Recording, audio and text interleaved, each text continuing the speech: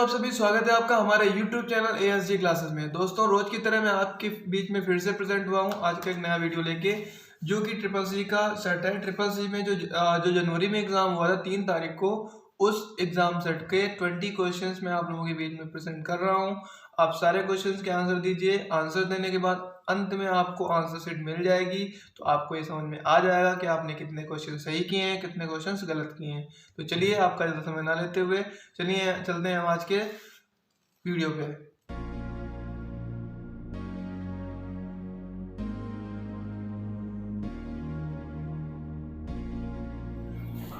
हमारा पहला क्वेश्चन है, DFT का फुल फॉर्म क्या होगा। DFT का फुल फॉर्म क्या होगा?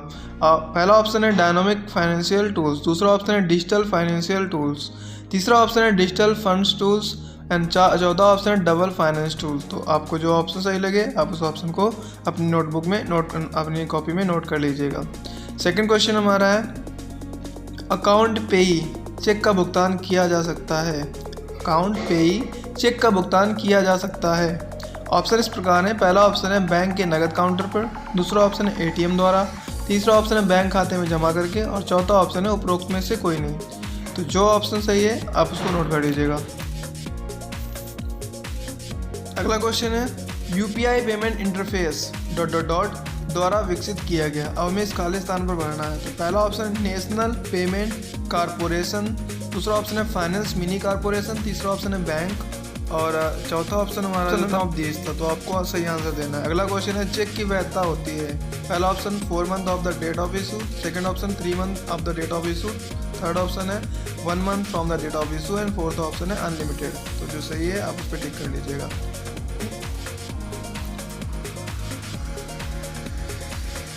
अगला क्वेश्चन है, PMSBI प्रधानमंत्री सुरक्षा जीवन बीमा योजना का शुभारंभ हुआ था। PMSBI योजना का शुभारंभ हुआ था, कब हुआ था दोस्तों? ऑप्शन हमारे जो हैं वो इस प्रकार हैं। पहला ऑप्शन है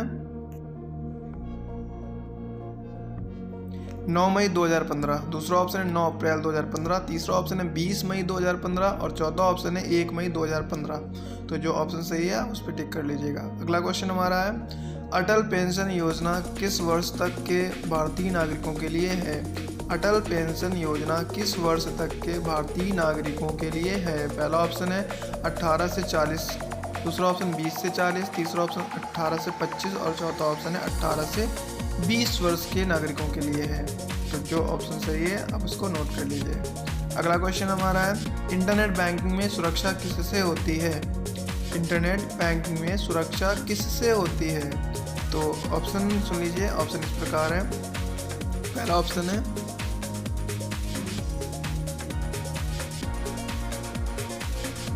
पासवर्ड, दूसरा ऑप्शन है यूज़र नेम, तीसरा ऑप्शन है यूज़र एड्रेस और चौथा ऑप्शन है user mobile number.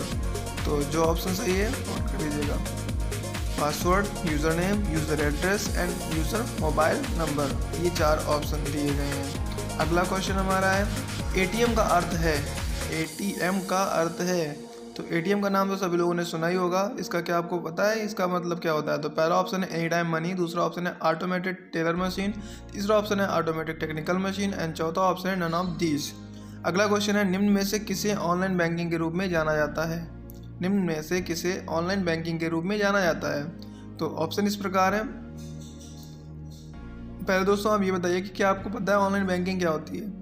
Online banking वो होती है जिसके द्वारा हमें बैंक में ना जाना पड़े और हम सारा का सारा काम घर से कर सकें। तो पहला ऑप्शन नेट बैंकिंग, दूसरा ऑप्शन इंटरनेट बैंकिंग, तीसरा ऑप्शन दोनों है और चौथा ऑप्शन है नन ऑफ दीज। तो जैसा कि मैंने आपसे बताया था कि हमें बैंक ना जाना पड़े और सारा का सारा हमारा काम घर से ही हो जाए, उसे हम बोलते हैं इंटरनेट बैंकिंग। तो अगर आपको इनमें से कोई आंसर सही लग रहा है तो आप इनमें टिक कर सकते हैं। अगर दोनों सही लग रहे हैं तो बोथ में कर सकते हैं। अगर कोई नहीं सही है तो नन ऑफ दीज में क्लिक कर सकते हैं। अगला क्वेश्चन है, हम प्रतिदिन बचत खाते के लिए चालू खाते का प्रयोग करते हैं। सही है गलत है? हम प्रतिदिन बचत के लिए चालू खाते का प्रयोग करते हैं। आपको आंसर देना है ट्रू एंड फॉल्स में, या ट्रू है या फॉल्स है। अगर आपको ट्रू लगता है तो आप ट्रू पे क्लिक कर लीजिए, अगर आपको फॉल्स लगता है तो आप फॉल्स पे क्लिक कर सकते हैं। अगला क्वेश्चन हमारा है, RBI का मतलब है भारतीय रिजर्व बैंक, जो भारत में बैंकिंग नियमों को परिभाषित करता है। RBI का नाम तो सब लोगों ने सुना ही होगा, तो उसी का मतलब पूछा गया है कि RBI का मतलब क्या भारतीय रिजर्व बैंक है? जो भारतीय बैंकों के नियमों को परिभाषित करता है। तो ट्रू एंड फॉल्स में आपको इसका आंसर देना है। अगला क्वेश्चन है, मोबाइल वॉलेट के द्वारा आप ऑनलाइन शॉपिंग, रिचार्ज और बिल पेमेंट कर सकते हैं। मोबाइल वॉलेट के द्वारा आप ऑनलाइन शॉपिंग, रिचार्ज और बिल पेमेंट कर सकते हैं। सही है गलत है? जो सही है आपको बताना है इसमें। अगला क्वेश्चन है, बैंक में खाता खुलवाने के लिए आईडी प्रूफ और एड्रेस प्रूफ आवश्यक है। बैंक में खाता खुलवाने के लिए आईडी प्रूफ और एड्रेस प्रूफ आवश्यक है। तो आपको बताना है ट्रू है या फॉल्स है। अगर ट्रू है तो आप ए पे क्लिक कर दीजिएगा, अगर फॉल्स है तो आप बी पे क्लिक कर सकते हैं। ये अपने कॉपी में बी नोट कर सकते हैं। तो अगला क्वेश्चन हमारा है, भीम का अर्थ है भारत इंटरफेस फॉर मनी, जिसे प्रधानमंत्री द्वारा 30 दिसंबर 2016 में धन लेन देन के लिए लॉन्च किया गया था। तो इससे दोस्तों आपके दो क्वेश्चन तैयार होते हैं। एक तो भीम का जो फुल फॉर्म है वो तो सही लिखा हुआ है, भारत इंटरफेस फॉर मनी। आपको ये बताना है इसका आंसर सही है या गलत है, तो बता दीजिएगा। अगला क्वेश्चन हमारा है, TDS का मतलब है tax deducted at source. TDS का मतलब है टैक्स डिडक्टेड एट सोर्स। अब आपको बताना है ये ट्रू है या फॉल्स है। दोस्तों हमारा अगला क्वेश्चन है, जैसे कि 15 क्वेश्चन हो चुके हैं और अभी हमारे पास 5 क्वेश्चंस और हैं। अगला क्वेश्चन है, प्रधानमंत्री मुद्रा योजना के अंतर्गत शिशु वर्ग को दी जाने वाली लोन राशि है। प्रधानमंत्री मुद्रा योजना के अंतर्गत शिशु वर्ग को दी जाने वाली ऋण राशि या लोन राशि है। ऑप्शन आपके सामने इस प्रकार से दिए गए हैं। पहला ऑप्शन हमारा है up to 30,000 rupees, second option है up to 50,000 rupees, and third option है 90,000 रुपीज़, एंड लास्ट ऑप्शन है अप टू 10,000 रुपीज़। तो अगला जिसमें आपको जो सही लगे उस पर आप क्लिक कर लीजिए। नेक्स्ट क्वेश्चन है, PMSBI के अंतर्गत दुर्घटना मृत्यु पर क्षतिपूर्त है। PMSBI के अंतर्गत दुर्घटना मृत्यु पर क्षतिपूर्त है। तो इसका आंसर है पहला 1 लाख रुपीज़, दूसरा ऑप्शन 2 लाख रुपीज़, तीसरा ऑप्शन 3 लाख रुपीज़, एंड चौथा ऑप्शन नन ऑफ दीज। तो इनमें से कोई ऑप्शन आपको चुन लीजिएगा। अगला क्वेश्चन हमारा है, यानी कि 18 नंबर क्वेश्चन, पिन का अर्थ है पोर्टेबल आइडेंटिफिकेशन नंबर। दूसरा ऑप्शन है परमानेंट आइडेंटिफिकेशन नंबर, तीसरा ऑप्शन है पर्सनल आइडेंटिफिकेशन नंबर, एंड चौथा ऑप्शन है नन ऑफ दीज। पिन का नाम काफ़ी कॉमन है, सभी ने सुना ही होगा, तो इसका आपसे फुल फॉर्म पूछा है। नेक्स्ट क्वेश्चन हमारा है, IMPS का विस्तारित रूप है। IMPS का विस्तारित रूप है। तो पहला ऑप्शन है इमीडिएट पेमेंट सर्विस, दूसरा ऑप्शन है इमीडिएट पेमेंट सिस्टम, तीसरा ऑप्शन है इमीडिएट पे सर्विस, एंड चौथा ऑप्शन है नन ऑफ दीज।